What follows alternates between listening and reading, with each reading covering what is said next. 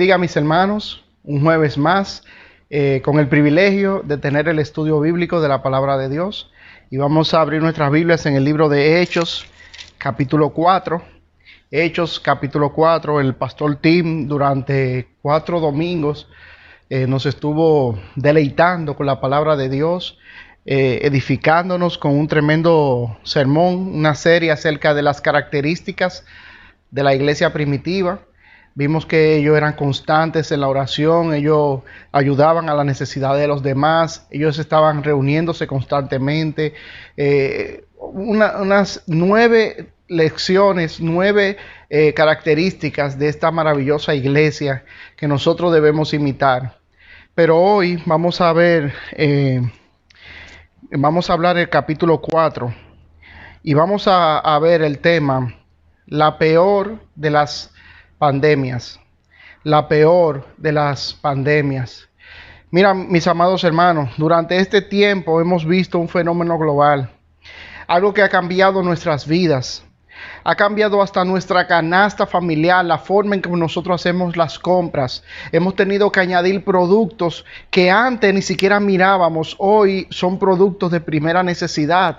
Las mascarillas, el gel antibacterial, compramos más desinfectantes y cosas así. Porque nosotros hemos sido arropados por el fenómeno conocido como COVID-19.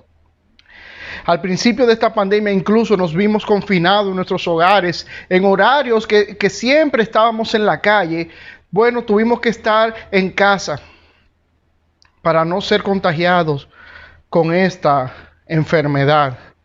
En toda su historia, la Iglesia de Jesucristo también ha pasado por diversas pruebas.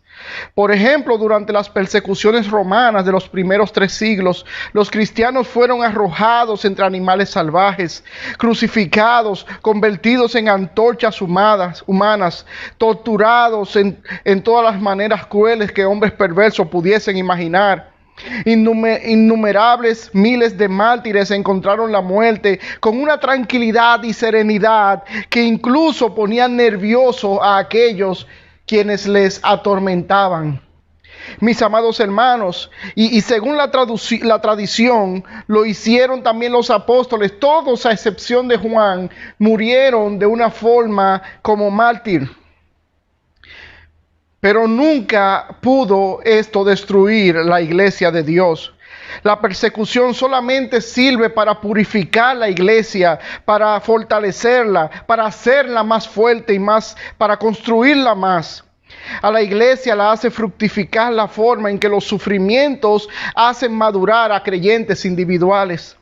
Después de sobrevivir 3 siglos de violencia, de violentos ataques, la iglesia emergió con más fuerza durante el Imperio Romano. En las palabras de Tertuliano, quien por mucho es conocido como el padre de la iglesia, él dijo que la sangre de los mártires es la semilla de la iglesia. En tiempos modernos, la iglesia, al menos en Occidente, en nuestra región, casi no ha enfrentado esa persecución física. En nuestros tiempos y en nuestra parte del planeta, la iglesia no es perseguida de esa forma. Pero Satanás ha hecho otro tipo de persecución más sutil e inteligente. Por ejemplo, como dijo C.S. Lewis, en lugar de amenazar el cuerpo, las persecuciones de Satanás hoy en día apuntan al ego, al egoísmo, amenazando nuestro orgullo egoísta, nuestra necesidad de aceptación o nuestra necesidad de posición o nuestra necesidad de adquirir riquezas. Satanás ha destruido gran parte de la eficiencia espiritual de la iglesia sin tener que matar a los creyentes que la conforman. En realidad, en lugar de matarlos, es mucho más eficaz hacer que los creyentes vivan de manera egocéntrica, complacientes a sí mismos, indolentes y de forma mundana, con el fin de impedir que las personas sean atraídas a la fe cristiana. A los mártires se les respeta por la fuerza de su carácter. A quienes transgreden se les desprecia. Ahora vemos este pasaje, que la iglesia no tardó mucho en ser perseguida desde que inició. En los pasajes del capítulo 2 vemos a la iglesia emergiendo desde ese primer sermón que dio Pedro y donde se convirtieron toda esa cantidad de personas. Y de una vez la iglesia empezó a ser perseguida. Pero ¿cuál fue la reacción de la iglesia ante la pandemia de la persecución? ¿Fue quedarse en casa como hemos oído tantas veces? ¿Acaso la iglesia reaccionó? Mira, yo no voy a ir a la iglesia porque ya estamos siendo perseguidos. Vamos a ver cuál fue la reacción de la iglesia. En medio de la persecución, en medio de la amenaza, en medio de las dificultades de la vida, la iglesia reaccionó de 5 maneras. 5 cosas que hizo la iglesia, 5 cosas que nosotros deberíamos hacer. En primer lugar, la iglesia reaccionó llenándose del Espíritu. La iglesia reaccionó llenándose del Espíritu.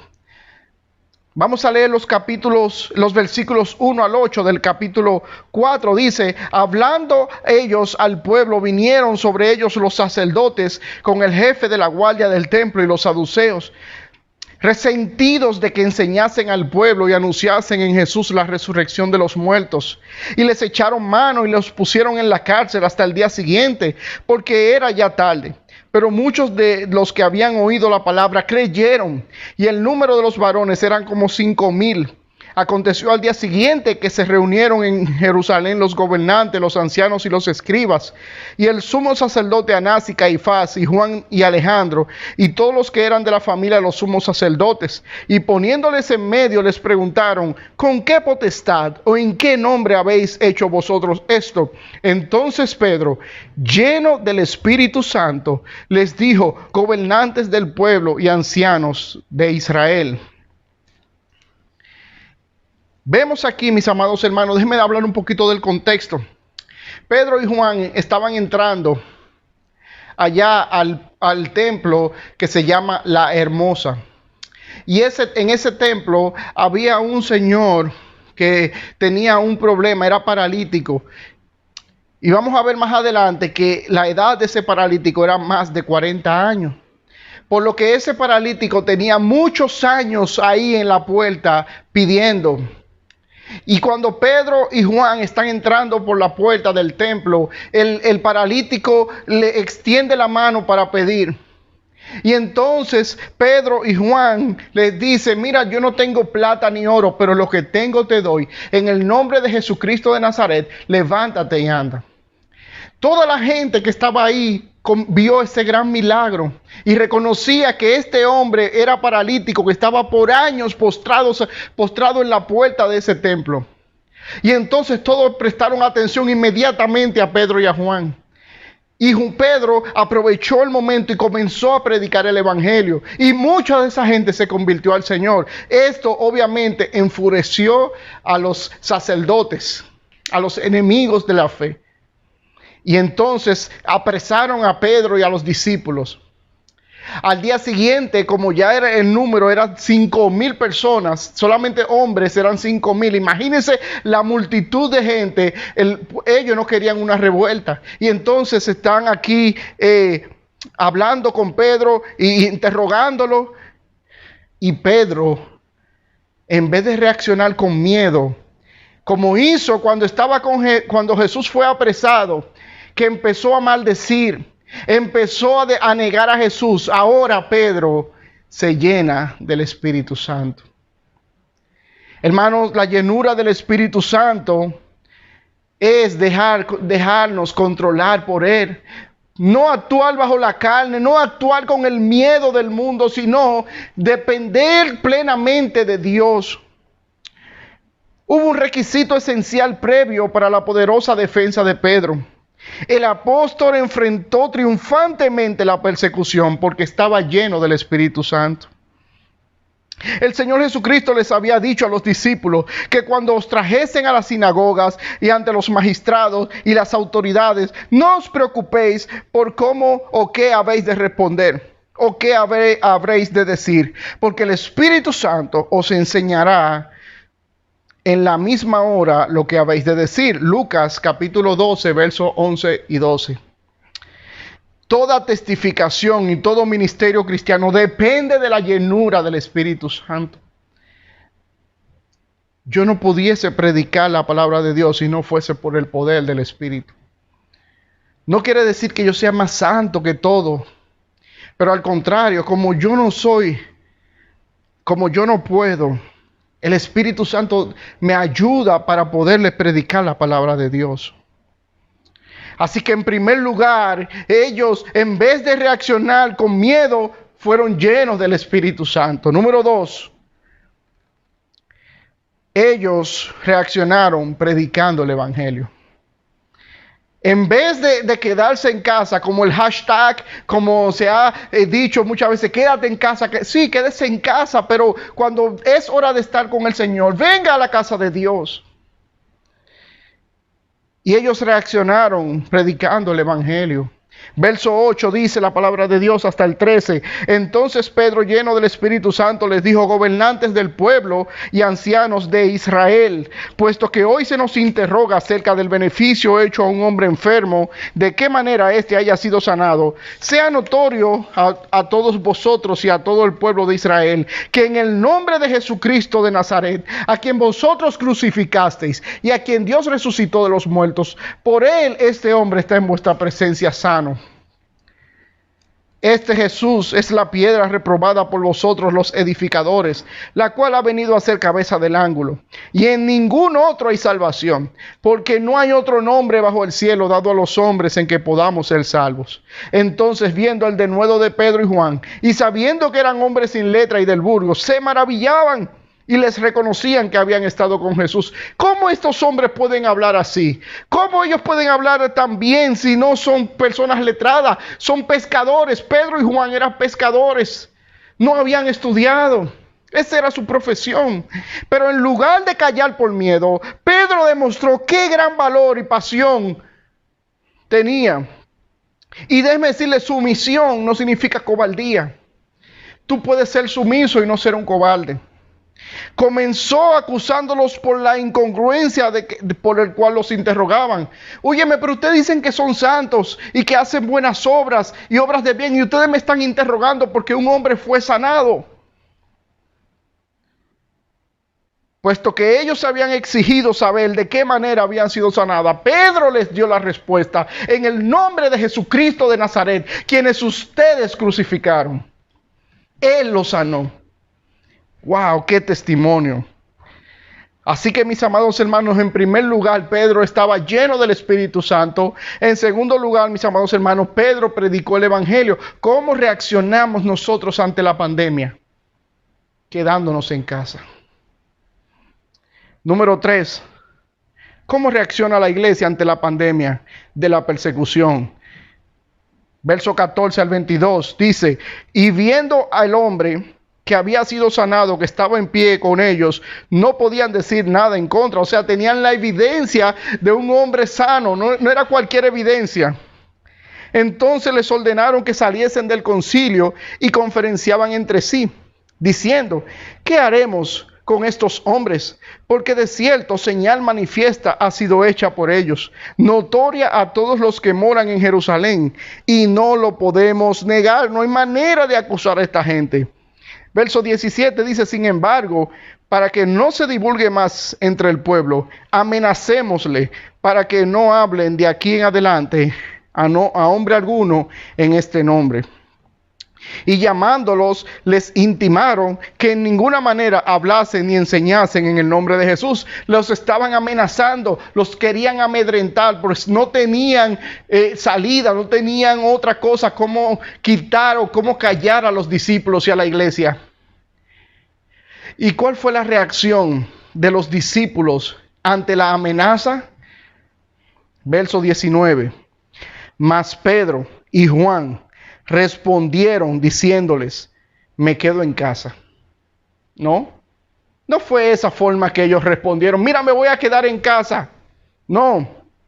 Mas Pedro y Juan respondieron diciéndoles: juzgad si es justo delante de Dios obedecer a vosotros antes que a Dios. Porque no podemos dejar de decir lo que hemos visto y oído. Ellos entonces les amenazaron y les soltaron, no hallando ningún modo de castigarles por causa del pueblo, porque todos glorificaban a Dios por lo que habían hecho. Y dice el verso 22, mis amados hermanos, ya que el hombre en quien se había hecho el milagro de sanidad tenía más de 40 años. Ustedes ven, no fue una persona que apareció de repente como hacen algunos sanadores de hoy en día. Estaba viendo un video de un hombre que sanó, no voy a decir el nombre, pero un hombre muy famoso que sanó a una persona, a una señora. Y después la misma señora apareció en otra conferencia de otro hombre con el mismo problema y este otro sanador también la estaba sanando. Este no es ese caso, hermano. Este es un hombre que por evidencia de más de 40 años la gente lo vio postrado. La gente lo vio con el problema. No había forma de que una persona pudiese fingir más de 40 años. Y Pedro y Juan glorifican a Dios al sanar a esta persona.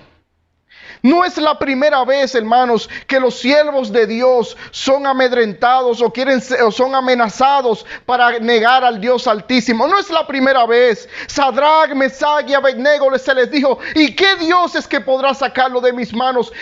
Inclínense ante la estatua. Y ellos dijeron, oh no, rey, puedes echarlo en el horno, pero no serviremos a tu estatua. Daniel fue echado al foso de los leones porque fue impedido de orar y él seguía orando. Elías pudo ser amedrentado por esta mujer, pero era un siervo de Dios. Juan el Bautista fue amenazado con cortarle su cabeza y predicó uno de los tremendos mensajes de la Biblia. Esteban fue apedreado, pero primero predicó la palabra de Dios. Pablo ante Félix y Agripa también predicó la palabra de Dios. Nunca se dejaron amedrentar. Y podríamos seguir con un gran etcétera. En el libro de Hebreos dicen que muchos fueron aserrados, fueron apedrados, muertos a espada, llevados de acá para allá. Y el mundo no era digno de ellos. Hermanos, mis amados hermanos, queremos cuidar su salud. No queremos que ninguno de nuestros hermanos se enfermen. No queremos que ninguno de esos hermanos tenga esta horrible enfermedad. Estamos tomando todas las medidas. Estamos gastando más dinero en termómetros, en desinfectante, en limpieza, en gel antibacterial. Nosotros estamos invirtiendo porque queremos cuidar la salud de ustedes, mis hermanos. Pero la respuesta no es quedarse en su casa. La respuesta es que en medio de la pandemia usted le dice a Dios, Dios, yo creo en ti, creo en tu protección, yo sé que tú me vas a cuidar y si no me cuidas, como quiera, Señor, si aún así no estoy protegido del COVID, como quiera, Señor, yo te voy a servir. Que el mundo vea que nosotros tenemos fe verdadera en nuestro Dios, que creemos en Él. La Biblia habla de estas grandes historias de hombres que no se dejaron amedrentar, pero también menciona los nombres de muchos cobardes. Y yo recuerdo que el pastor Miguel Núñez hizo, en una conferencia de líderes, hizo esta dinámica. Y él mencionó 10 nombres de personas que están en un mismo grupo, a ver si la gente los reconocía. Y él dijo, ¿acaso ustedes saben quién es Samúa, Zafat, Igar, Palti, Gadiel, Manasés, Gadi, Amiel, Setur, Navi, Jeuel, y nadie sabía decirle quiénes eran esta gente. Entonces el pastor Miguel Núñez completó el grupo mencionando 2 nombres, Josué y Caleb. Inmediatamente todos levantaron la mano. Esos son los 12 espías que fueron a reconocer la tierra. Y usted ve, solamente aquellos que no se dejaron amedrentar por la pandemia de los gigantes, esos son recordados. Y dice la palabra de Dios que ya Dios le había entregado esa tierra en sus manos, que nada más tenían que ir y conquistarla. Pero estos 10 se dejaron amedrentar. Así que número 3, valentía a todo costo. Valentía a todo costo. Número 4, ¿cómo reaccionaron ellos ante la pandemia de la persecución? Dice la palabra de Dios, verso 23. Y puestos en libertad, vinieron a los suyos y contaron todo lo que los principales sacerdotes y los ancianos les habían dicho. Lo primero que hicieron aquellos que estaban presos toda la noche y que además de esto pasaron por unas acusaciones y una especie de juicio, fue reunirse con sus hermanos de la iglesia. Lo primero, quizás nosotros, no, yo estoy muy cansado, amanecí preso, déjame primero descansar, dormir. No, ellos lo primero que hicieron fue reunirse con la iglesia. Comunión con los hermanos. Y por último, número 5, ¿qué hicieron ellos ante la pandemia? ¿Cómo reaccionaron? Con total dependencia en Dios. Dice el verso 24 al 30, y ellos, habiendo oído, alzaron unánimes la voz y dijeron, soberano Señor, de una vez a orar, tú eres el Dios que hiciste el cielo y la tierra, el mar y todo lo que en ellos hay, que por boca de David tu siervo dijiste, ¿por qué se amotinan las gentes y los pueblos piensan cosas vanas? Se reunieron los reyes de la tierra y los príncipes se juntaron en uno contra el Señor y contra su Cristo. Porque verdaderamente se unieron en esta ciudad contra tu Hijo Jesús, a quien ungiste, Herodes y Poncio Pilato, con los gentiles y el pueblo de Israel, para hacer cuanto tu mano y tu consejo había antes determinado que sucediera. Y ahora, Señor, mira sus amenazas y concede a tus siervos que con todo de nuevo que se salvaran. Concede a tus siervos que estén protegidos en casa. No. Ellos dijeron, Señor, mira sus amenazas y concédenos que con todo denuedo, con toda valentía, hablemos de tu palabra. Mientras extiende tu mano para que se hagan sanidades, señales y prodigios mediante el nombre de tu santo Hijo Jesús. Las amenazas no habían terminado, hermano. Ya fueron advertidos. No fue una noche cómoda la que tuvieron que enfrentar los discípulos. Al igual que su Señor, su vida corría peligro. Como les decía al principio, hermano, no es la primera vez que los siervos de Dios son amenazados al cumplir el mandato de Dios. Nehemías, por ejemplo, cuando fue a construir los muros de Jerusalén, él recibió amenazas. La primera amenaza que recibió, lo primero fue el menosprecio. Sanbalat se enojó cuando vio que los judíos estaban edificando el muro. ¿Y qué hizo? Empezó primero a menospreciarlo. Oh, pero qué disparates que están haciendo. Ustedes no saben construir. Con una simple zorra que separen esos muros se van a derribar. ¿Y cuál fue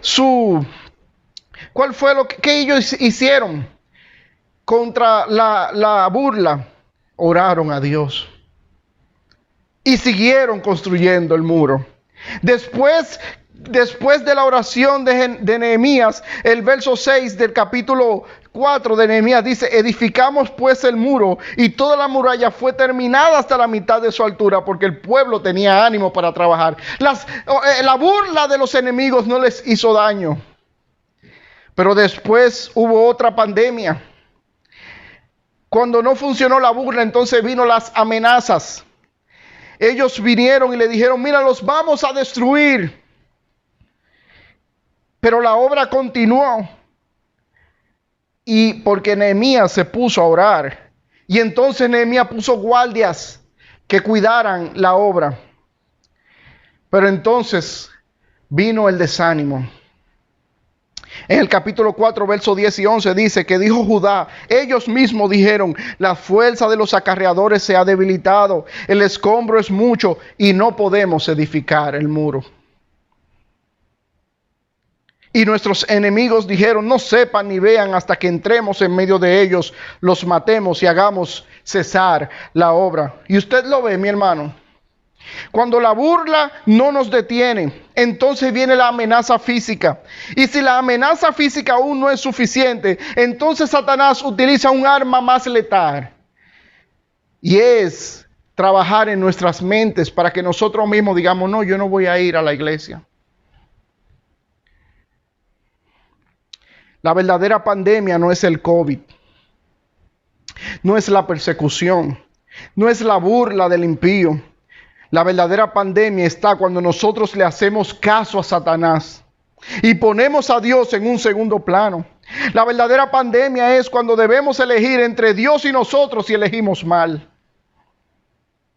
Y termino con este testimonio, mi amado hermano. En una ocasión cayó un aguacero enorme. Y yo tenía que, para llegar a mi trabajo, tenía que caminar, si es caminando, tenía que caminar como unos 4 kilómetros desde mi casa, como 3 kilómetros desde mi casa. Pero era mucha agua que estaba cayendo.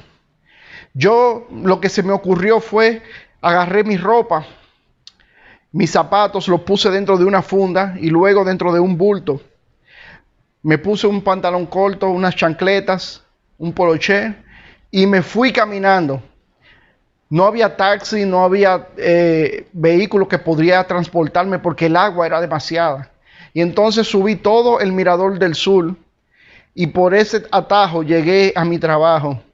Luego entré al baño, me aseé un poquito, me cambié y estaba como nuevo. Y llegué a mi trabajo. Algunos de mis compañeros no pudieron llegar. No podían transportarse desde el lugar donde estaban hacia el trabajo. Pero yo dije, yo tengo que llegar a mi trabajo. Luego de eso, a mí me cambiaron a otra posición en otro recinto. Y ese recinto quedaba mucho más lejos, quizás algunos 20 kilómetros de donde yo vivo. Y entonces, en esa ocasión hubo una huelga de transporte.